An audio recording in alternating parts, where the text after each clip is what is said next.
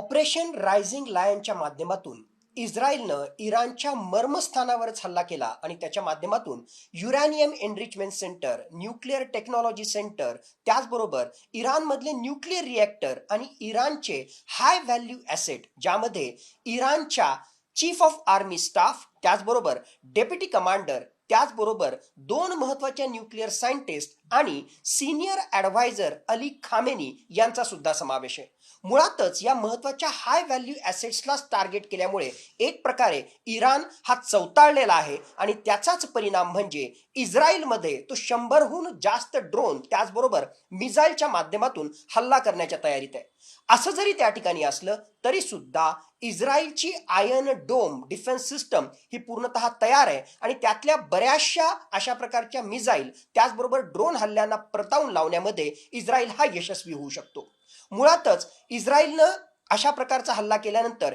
इराणनं कितीही वल्गना केल्या तरी सुद्धा इराण हा पेपर टायगर आहे. कारण आत्तापर्यंतचा इतिहास जर त्या ठिकाणी पाहिला तर इराणच्या IRGCचा कमांडर सोलेमानी याचा खात्मा झालेला असो किंवा मागच्या काही काळामध्ये इराणचे प्रॉक्सी ऑर्गनायझेशन हमास, हिजबुल्ला, त्याचबरोबर हुती यांचं कंबरड मोडण्यामध्ये इस्रायल आणि अमेरिका यांना यश आल्यानंतर सुद्धा इराण या अमेरिका आणि इस्रायलच्या जोडगोळी विरुद्ध विशेष काही त्या ठिकाणी करू शकलं नाही. म्हणून येणाऱ्या काळामध्ये नक्कीच इराण ड्रोन मिसाईलच्या माध्यमातून जोरदारपणे हल्ले करण्याचा त्या ठिकाणी प्रयत्न करेल, पण त्याच्या माध्यमातून इस्रायलला आणि अमेरिकेला त्यांच्या आक्रमकतेपासून रोखण्यामध्ये खरोखरच इराण यशस्वी होईल का याविषयी साशंकता आहे. एवढंच नाही तर इस्रायलच्या सीमा या इराणशी सटीक नसल्यामुळे इराणनं अशा प्रकारचे ड्रोन हल्ले जरी केले तरी जॉर्डनच्या माध्यमातून या ड्रोनला खाली पाडण्यामध्ये इस्रायल आणि अमेरिका यांची जोडगोळी यशस्वी होऊ शकते. एकूणच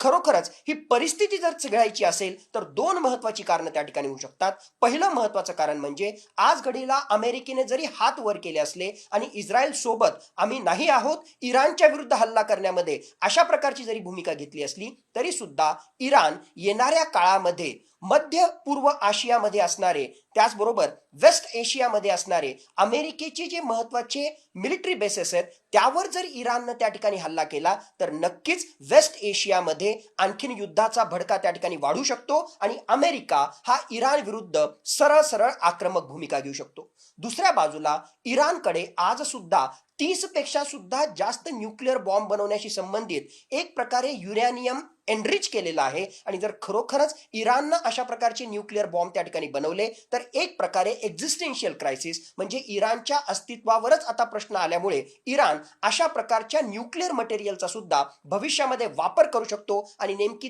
तीच ठणगी संपूर्ण जगामध्ये अण्वस्त्र युद्धाकडे सुद्धा आपल्याला घेऊन जाऊ शकते. मुळातच आज घडीला जागतिक पटलावर एका बाजूला रशिया युक्रेन, दुसऱ्या बाजूला इस्रायल इराण यांच्यामधला संघर्ष सुरू आहे तर तिसऱ्या बाजूला भारत आणि पाकिस्तान या अण्वस्त्रधारी देशांमध्ये